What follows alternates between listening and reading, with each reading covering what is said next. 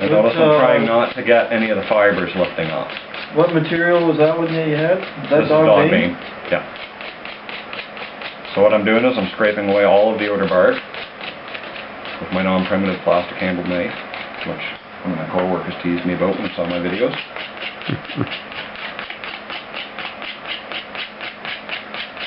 So you want to get as much of this as you can. One of the other things you can do is you can split it out and you can actually rub the stuff between your hands, and that gets rid of a lot of the outer bark as well. But I don't think it does as nice of it. You don't get as nice of fibers that way. So notice this one, I'm not getting too much fluff. And what I did find actually, which was really nice about the ones that I did get a lot of fluff from, is I was able to collect this from it, and this makes an incredible tinder extender. You just get a spark in that stuff, it won't go out. So, even waste material can be used for me very well. And there's a couple other plants you can do it with too. You can do it with those asters. I've actually made cordage out of them, but it's horrible, horrible junk cordage. So I'm just flattening this whole piece out. If you notice, it's creating a split in the middle. So after this is all flat, I'm just going to split the thing. Is Dogbane found in the moist areas? Yep. Field sides.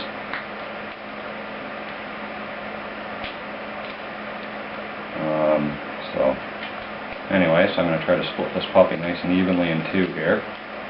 You notice I'm running my finger down because a lot of those fibers are catching. So anyway, so now we have a nice pair of halves.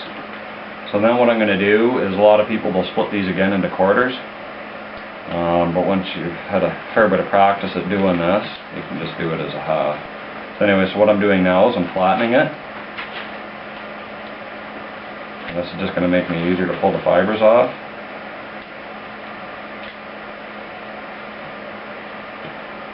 Actually, I like starting at the thick end because I figure the fibers, they diminish as they go down. So if I start from this end, I'll probably get the shorter fibers. So anyway, so I break it, and I pull that inner sort of pith and stuff off. So anyway, so here's my actual fibers. So now what I'm going to do is I'm going to grab it, I'm going to pull some of it back. Now I'm going to put my thumb up ahead a little bit, so I'm not breaking it right at the point where it's still attached. I'm breaking it just a little bit above. Throw that away, pull it. And the greedier you get, or the longer you try to go, the shorter the pieces you get. Or like you're gonna waste fibers, so you're better off just taking your time and doing this right. And all that fiber is sitting underneath the inner bark, right? Yeah. It's basically the bast fiber. That's what it's called. As I'm sure you're familiar with all the trees and stuff. Like basswood is a wonderful inner bast fiber. That stuff you don't even need to cord that up. You can just rip it off the tree and away you go. And you have yourself rope. And long, long pieces, like as long as your stick is, you can rip that stuff. Actually, right there behind Garth, that's all basswood fibers there. And that makes a very strong but coarse cordage. I haven't actually tried the retting process with it yet. Apparently that's really helpful with it. Probably makes it a little smoother too.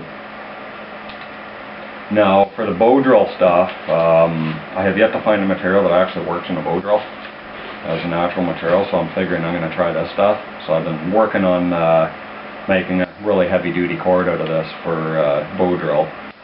And I find it's not necessarily the strength of the cord for bow drill, it's actually the friction when it's rubbing into itself. It likes to come apart. Pass that around. So I can pull it apart. And I can just keep doing this and go as fine as I want to go.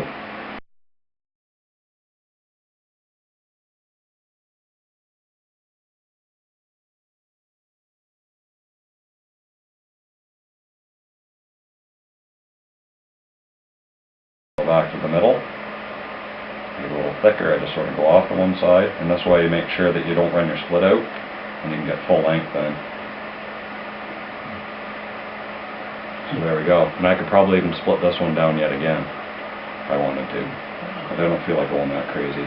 But you can see, I mean, this stuff even here, like you could tie your arrow on with this, just as it is. I wonder if they use that for fish line. Oh yeah.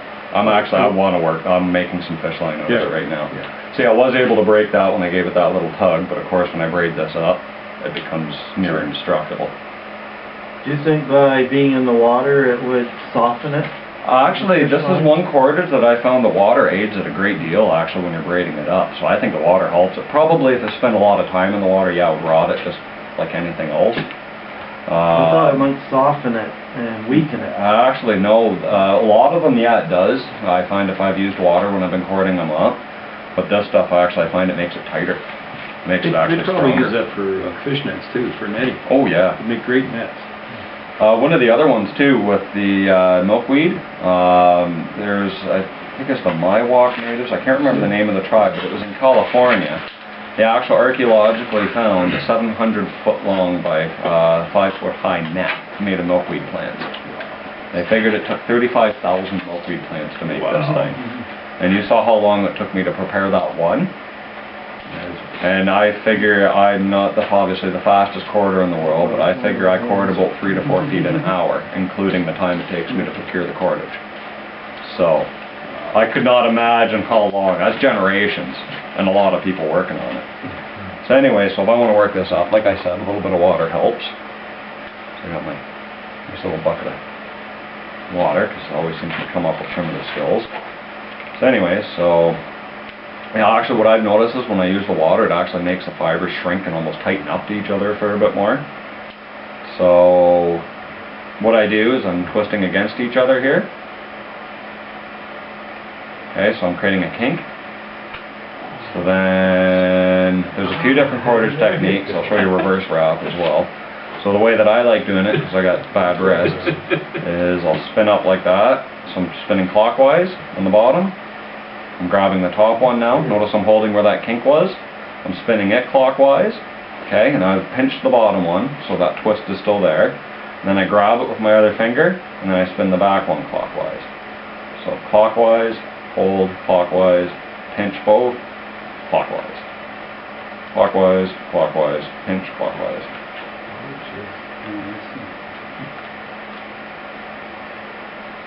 So another method that a lot of people like doing is called the reverse wrap method, and I find this is really hard on my wrist, so I don't like doing it, and I find it slower. So what they'll do is they'll spin the top one, okay, and then they grab the bottom one between their fingers, and they pull it back. And then now you spin this one, which was originally the one on the bottom, spin it, twist, spin, twist, spin, twist. But I find in that same amount of time, that's half a wrap around. I can do that, and that's 3 or 4 wraps. So I think this way is faster. And I think it makes a tighter wrap too. But I could be wrong. One of the other ways that I am horrible at it is you gotta braid it to make it leg rolling. So what you do with that is you separate your 2 fibers. My pants are kind of too wrinkly for this too. So you put your hand on both, you have them separated, you're holding this at the back. So same thing, you're pinching ahead of it, and you roll the fibers, and yeah, it's not working for me with these pants, I'm afraid. So you roll them, and then you twist it. And you roll and you twist, and that's a much faster way, but it doesn't create nearly as good or tight of a weave. So this stuff would be very good for fish line and everything else. So then if we had to add a piece, let's say, I don't know if I got any more kicking around here. Where'd that bundle go? Here, you got it. I'll just take a little strip of that and you can have it back. Oh, great. I don't know if I need to add a piece here. The one method, which I actually prefer because it doesn't leave a lump on me, is you literally just lay it over top, have a little bit coming off the back, and you just twist it in and carry on. Okay? And then the other method is you twist it in, and instead of carrying on and having this bit hanging out of your rope that you have to trim off after, so you twist it in, and then you fold it back with your other cord, with your other side, and twist it in. And basically it makes that splice invisible then, like you don't have that little hangy bit. But if you notice, now I have a lump there. So kind of unevens your cordage a bit, especially when you're doing something that's really abrasive like bow drill. That lump's going to create a lot of problems for you. Even if it's a bowstring or something, you're not going to want that. So a lot of the time I just prefer to cut off the little haggy bits afterwards. So, and it's addictive too. I love the procuring of the fibers. That's actually, I like doing that more than the twisting. It was a lot of fun collecting plants, I think, as a whole. How's like, say like maybe a tree like black walnut, those fibers or... I've heard black walnut's actually okay. I've never used it though. Okay. I haven't. The only tree fiber that I've used is basswood and elderberry. Elderberry makes a fluorescent green cordage. It's kind of cool.